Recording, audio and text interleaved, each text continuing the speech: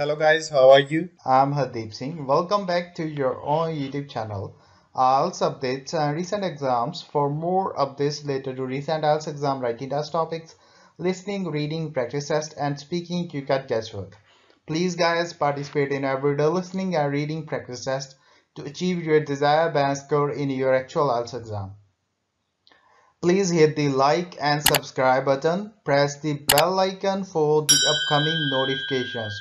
Don't forget like, subscribe and share my YouTube channel and my Facebook page, IELTS updates and recent exams. Part 1. You will hear two students, Peter and Mary, planning their weekend. First, you have some time to look at questions 1 to 5.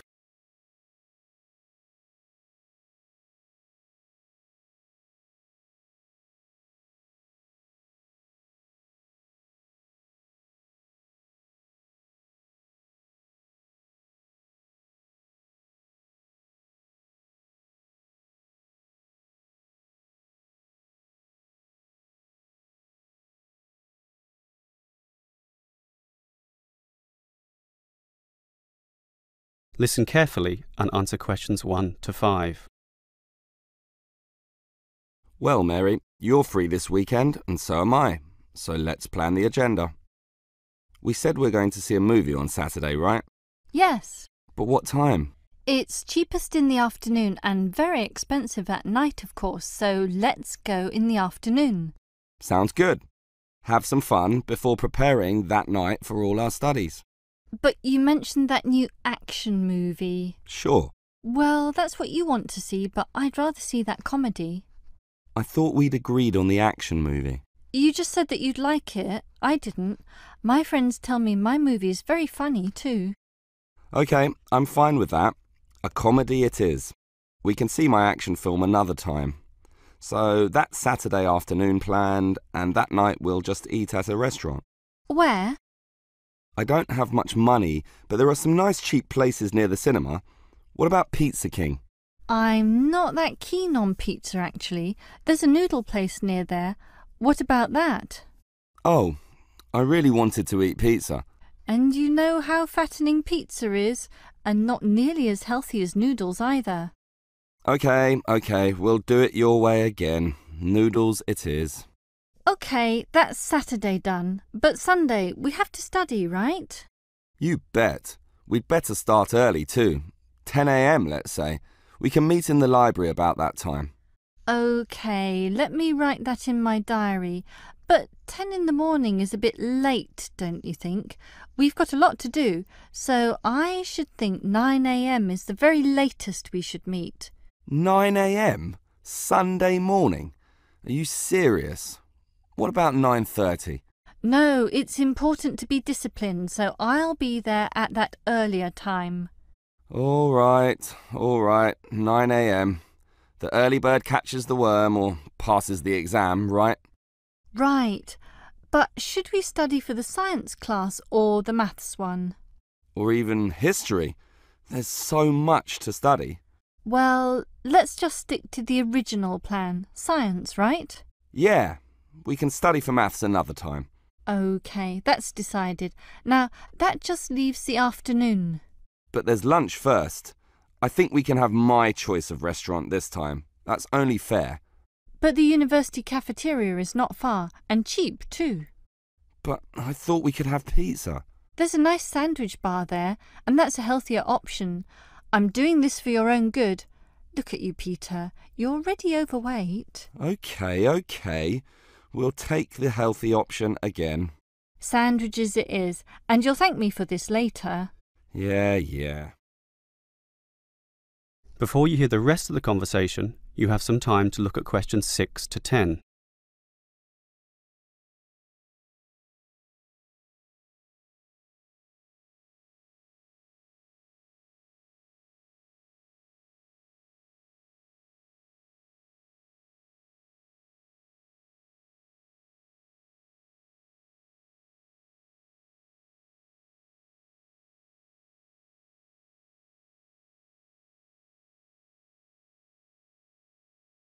Now listen and answer questions 6 to 10.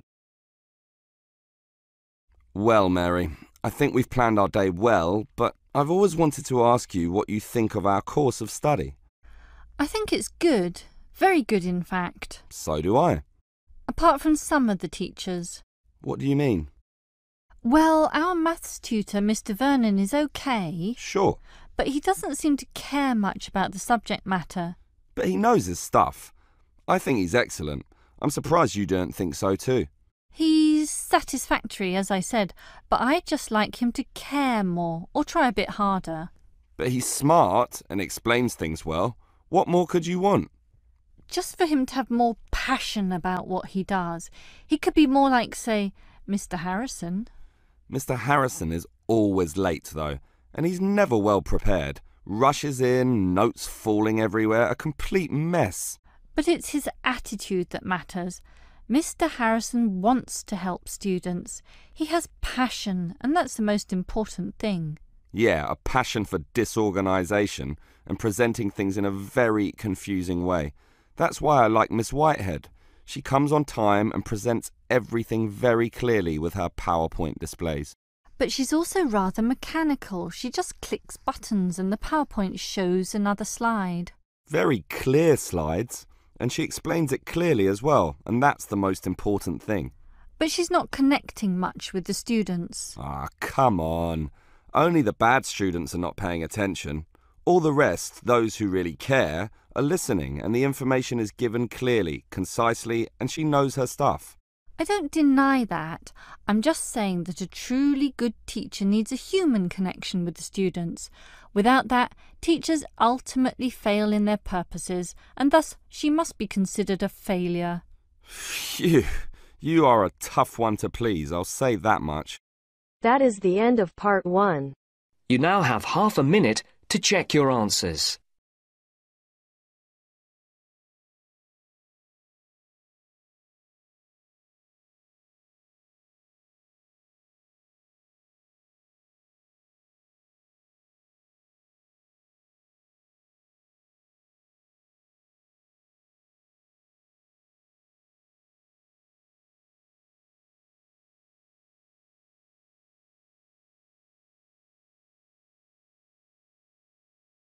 Now turns to part 2. You will hear a hospital administrator telling some visitors about the hospital where she works. First, you have some time to look at questions 11 to 17.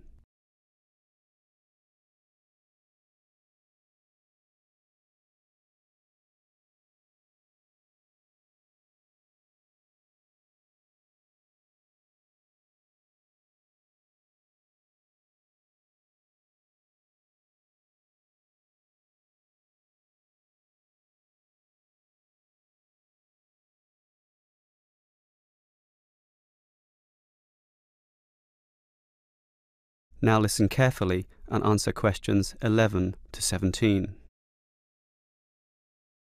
Hello everyone.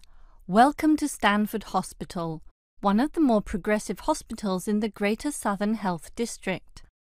Now, one of the ways we have achieved our high status is through implementing certain rules that you may not necessarily find in other centres of care. One of the most important is washing hands. Everyone who enters this hospital must wash their hands. We have signs indicating this and special sinks installed to allow visitors to follow this rule. Did you know that the majority of lethal viruses and bacteria are actually brought in by visitors? And sick people, of course, are very susceptible to such bugs. Thus, the washing hands rule is especially important in certain wards. These have the standard sink near the entrance door and also a bottle of disinfectant spray. So, in addition to washing your hands there, you are expected to spray them as well to kill any bugs that might remain. Annoying?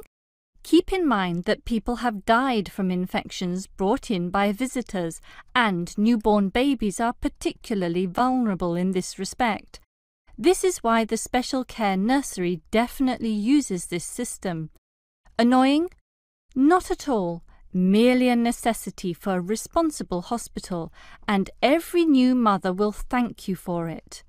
Now, and on this same theme, Most hospitals allow an unlimited number of visitors, 4, 5, 6, but remember, any one of them could be carrying colds or other viruses. For this reason, at the Stanford Hospital, we limit visitor numbers to 3, and we are quite strict about this. Again, if you find it annoying, remember that it's for the good of all the patients, and it's what makes our hospital one of the best. To help keep control of this, all visitors must enter through the visitor gate, and there is a guard to tally up numbers and ensure that this rule is being followed. Now, the smoking policy. Most hospitals allow some sort of smoking somewhere on the premises, but here at Stanford, we believe that tolerating this habit at any time, in any place, is contrary to good health and the ethos of care. Consequently, we have a blanket ban. Smoking on the premises or immediate vicinity is banned completely. We are aware that such rules are often ignored, not only in hospitals but also in many public buildings. Well, we take this rule so seriously that we have undertaken preventative measures. Smoke detectors are in place. We have many video cameras installed, and if people break this rule, or any others, security will be alerted. But we're sure that won't happen once people understand that at Stanford, our goal is to be the very best hospital in the world. Before you hear the rest of the talk, you have some time to look at questions 18 to 20.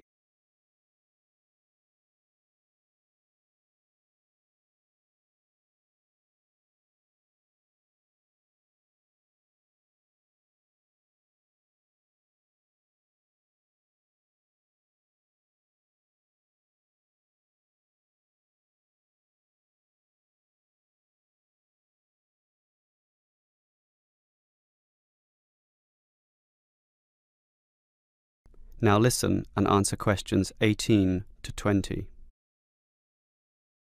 Now, after having given you all those Stanford Hospital rules today, let me move on to a brief history of the place. It first opened in 1955, when it was known as the Southern General Hospital. It ran under this name until the 1980s, after which it changed to the present name and was enlarged with the addition of 2 buildings, the Matheson Building and the Western Wing, although it was the second of these which first began operations in 1984, leaving the Matheson Building to open 1 year later, and other extensions such as the rear annex to appear only in recent times. The Matheson Building housed the maternity wards, while the Western Wing was for infectious diseases, and they still have those functions today. An interesting event was the fire which broke out just after the rear annex was constructed. It was found that some faulty wiring linked to the main transformer caused the fire, starting in the central building, spreading out to the medical library, Western Wing, and the pediatric section. Fortunately, no lives were lost, although the damage bill was considerable. Apart from that, it's been pretty much plain sailing for the hospital, allowing it to gain the high regard in which it is held today. Now, do you have any questions? That is the end of part 2. You now have half a minute to check your answers.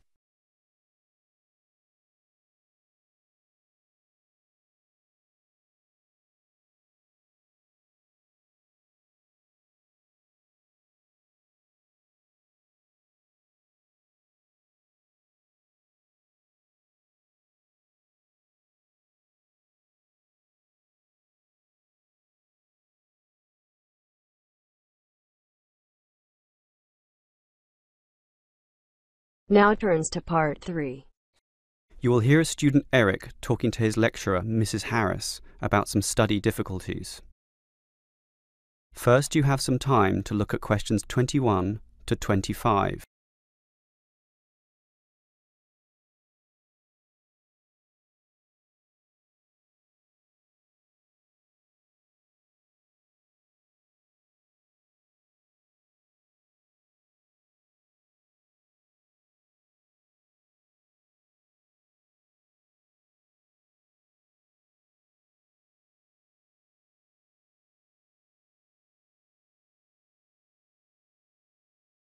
Now listen carefully and answer questions 21 to 25. Hi, Mrs. Harris. I really liked your lecture, by the way. Oh, thank you. Glad it was interesting. So, how can I help you? Well, why do you think I need help? You just don't look too happy. I admit I'm having some difficulties. About what? Oh, it's hard to say exactly. All the reading is quite a chore, but I'm handling it. What really wears me down are the assignments. The reading load is just part of the course, but sure, the assignments take more time, more effort.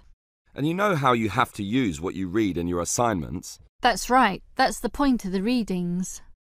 Well, the reading passages also seem, well... Boring? No, not boring, but it's hard to connect it all, to remember what the readings are about, if you know what I mean. Well, I'd advise you to write a small summary at the back of each reading text. Really? Absolutely. Basically, you don't want to be going through these texts again and again, and you'll need to refer to them often. So write a small summary, and when you revisit these texts, just read these. I'm not too sure how to write a summary, though.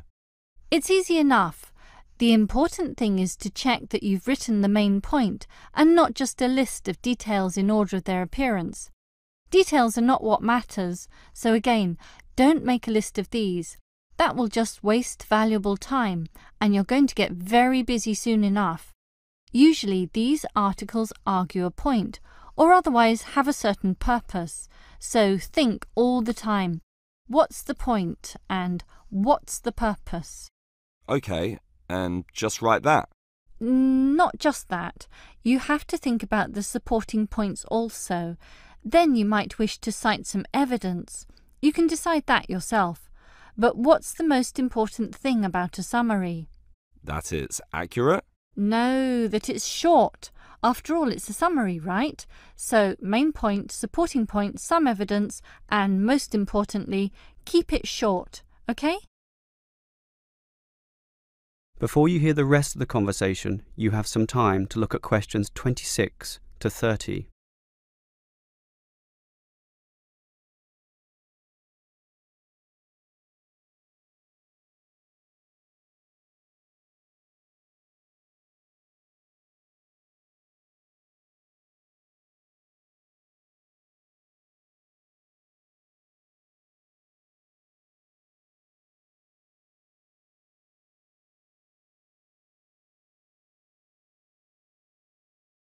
Now listen and answer questions 26 to 30.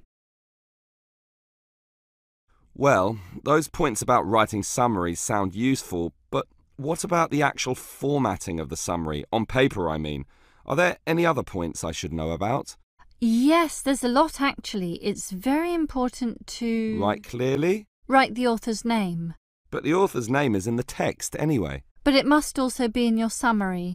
And you must always lead with this. For example, Peter Brown argues that, and so on. So the author's name is Peter Brown? Yes, and the actual summary continues from there. And here's another good hint. Always write the citation details at the top using bullet points. This makes these details clearer and easier to see, and immediately means you're not plagiarizing the text. You are acknowledging the source, which is academic and required. This also allows you to quickly write these details down later, if you paraphrase or quote from either the summary or the original text. What details go in the citation? The year of publication is obviously important, but here's another tip. Make sure whatever you're reading is not more than 10 years old. Anything older than that is considered too dated, since business theory moves on fairly quickly. You can cite older texts, but only under special conditions. What are they? Well, if the text is a very well-known book, a classic of its kind, but then you have to indicate that in your writing, acknowledge that the book is dated, but then give a justification about why you nevertheless felt the need to use it. I see. So you'll have a lot of summaries for all the texts, but with such clear formatting you'll be able to access information quickly. But make sure you store these pages in an order, of course, alphabetical. based on the author's family names is the simplest method. Or in order of date, chronological order.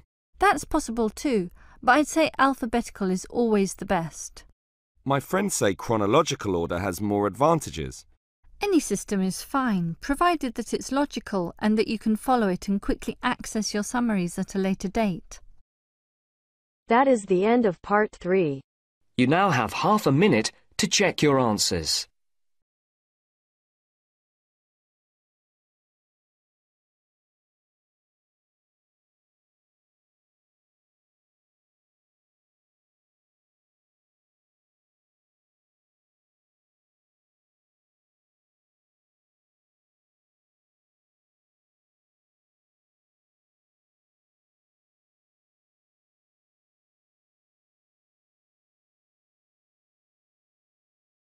Now turns to part 4.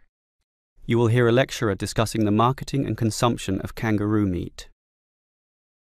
First, you have some time to look at questions 31 to 40.